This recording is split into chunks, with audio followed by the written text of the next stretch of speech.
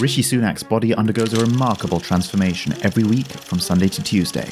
This biohacking Prime Minister goes on a journey of metabolic shifts as he goes on a no-food challenge, backed by science.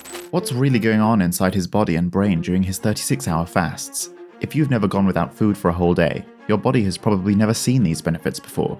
And could these health benefits make you a better Prime Minister? What risks is he taking? Let's find out. Soon-to-be former UK Prime Minister Rishi Sunak doesn't eat from 5 PM on a Sunday until 5 AM on a Tuesday, fasting for about 36 hours each week. What's the longest you've gone without food? Rishi's fast is longer than the usual forms of intermittent fasting you've probably heard of, like 5-2 or 16-hour fasts.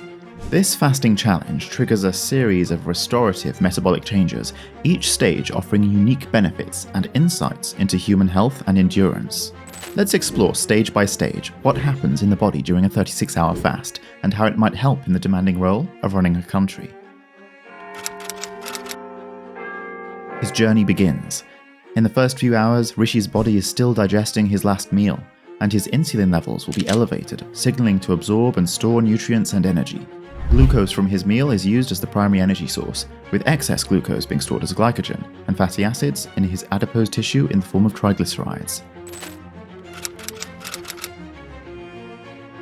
His insulin levels start to decrease, shifting his body to a catabolic mode, preparing to break down glycogen and other energy stores.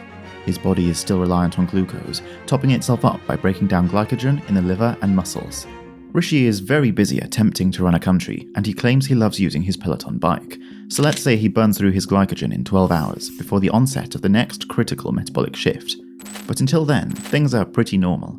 He probably feels hunger pangs around his usual meal times, but he chooses to ignore them, and this one small thing ties into the biggest fasting benefit of all. Stick to the end to learn more on that. But first, as he goes deeper into the fasting state, this is where the true magic begins.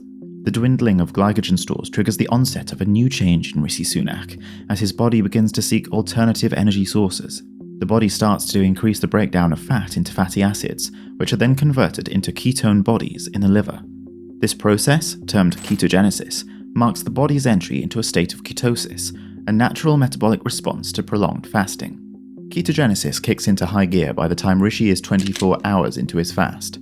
Ketones become the primary energy source, especially for the brain, which can't use fatty acids directly.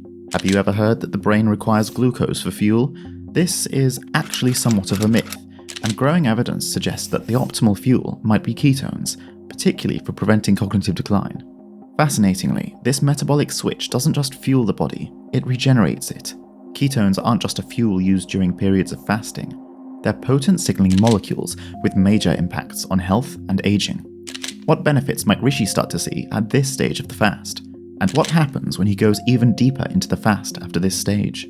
Fasting and ketones are linked to increased levels of brain-derived neurotrophic factor, which supports learning and protects against neurodegenerative diseases, as well as a range of other neurotrophic factors and neuroprotective processes. This includes synaptogenesis, the formation of new synapses in the brain, critical for long-term memory and brain plasticity.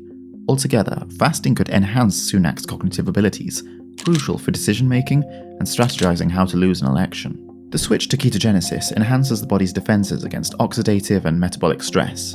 It's not just about surviving without food, it's about initiating processes that repair or remove damaged molecules, improve glucose regulation, increase stress resistance, and suppress inflammation. During prolonged fasting, insulin levels continue to drop, and the body becomes more sensitive to it. Think of how the more you drink alcohol, the harder it is to get drunk. With insulin, the more your levels are high or spiked, the more resistant you are to it. But just like you might become a lightweight after dry January, fasting has been linked to improved insulin sensitivity. This helps reverse conditions like obesity and type 2 diabetes. This is probably a key benefit for Rishi, given that people from a South Asian background can be up to 6 times more likely to have type 2 diabetes and 3 times more likely to develop cardiovascular disease. Fasting's weight loss isn't solely due to reduced calorie intake. It's easier to lose fat when you're keeping your body in a hormonal fat-burning mode instead of relying on sugars. A bit like how you'll only go into your freezer once your fridge is empty. Metabolic switching and hormonal changes play a key role. This switch to fat burning mode and ketone production can be seen as a reset for the body's energy processing system, offering benefits for disease prevention beyond simple weight management. But what about fasting beyond 24 hours? By continuing to fast, Rishi goes even deeper into the fasting state, beyond the initial metabolic shifts and benefits. How does the body adapt, and how can we use this for better health? This phase is crucial for understanding the profound effects of prolonged fasting and ketosis, benefits that you won't see if you're only doing shorter, intermittent fasts and still eating every day. Benefits you might never experience if you've never gone a day without food. Let's find out more. The shift away from glucose as a primary energy source not only serves to conserve muscle mass, but also triggers a range of cellular benefits. One of the most significant changes, autophagy, is the body's way of spring cleaning out damaged cells, recycling parts, and regenerating newer, healthier cells. This process is crucial for cellular health and longevity, and its activation during fasting has been a topic of extensive research. Fasting-induced autophagy has been shown to boost normal cell function, leading to regeneration and improvements in the health of various organs and tissues, including the brain and nervous system, muscles, liver, kidney, heart, and pancreas. Prolonged fasting stimulates the regeneration of various cell types. There are promising results to suggest that prolonged fasting promotes the regeneration of stem cells and boosting immune cells, which could reverse immunosuppression due to chemotherapy or aging. In this way, Rishi's longer fasts could actually maintain his immune system and contribute to improved disease resistance as he ages. The deep fasting state can have a positive impact on inflammation levels. Chronic inflammation is linked to a host of health issues, including heart disease, diabetes, and cancer. By reducing inflammation, fasting can lower the risk of these chronic diseases. By inducing autophagy and fat loss, inflammation is further reduced, as worn-out cells, obesity, and excess fat are tightly linked to numerous health problems and even aging. Rishi's gained a lot in his fasting challenge so far, and many cardiovascular benefits. But what about when he eats again? Are these benefits maintained? Upon reintroducing food, the body exits the fasting state, and its metabolic processes adjust back to normal. However, this transition can be as significant as the fasting period itself. What are the health benefits and risks we see at this stage? And what's the biggest benefit of all if you're a biohacking prime minister? Initially, there's a surge in insulin in response to food, which helps in the utilization and storage of nutrients. This phase is critical as the body is newly sensitive to insulin after a period of fasting. His body replenishes its glycogen stores in the liver and muscles, and he shifts away from ketosis back to using glucose as the primary energy source. Many fasting benefits are actually triggered during the refeeding process, such as cellular and tissue regeneration or the creation of new mitochondria, the powerhouse of the cell. But one of the biggest benefits might surprise you. How hungry do you think you'd be after 36 hours? Fasting changes your perception of food and appetite, and people often report that their first meal after a long fast comes with a heightened sense of taste and satisfaction, restoring a healthier relationship with food. What's more, fasting and ketones actually reduce your appetite due to hormonal changes with ghrelin, the hunger hormone, and leptin, the satiety hormone. So you don't actually get exponentially more hungry the longer you go without food. Hunger comes in waves, driven by hormones. You may initially feel more hungry, but evidence shows that ignoring hunger pangs makes them weaker over time the longer you fast. By the time Rishi Sunak eats again, he probably has a reduced appetite, and it's common to feel fuller after much less food than usual. Are these benefits sustained though? Fasting offers many short-term health benefits to kickstart better health, but how sustainable these are over the longer term isn't totally clear yet. But so far, it seems like a sustained, consistent approach to fasting would be required to reap the rewards over the longer term. This means finding a way to live with a fasting style that works for you, so you can continue to see all of these metabolic benefits, rather than just doing a fast once and thinking you've done the job. But what about the risks? Do you think you get hangry? Maybe you're just in withdrawal.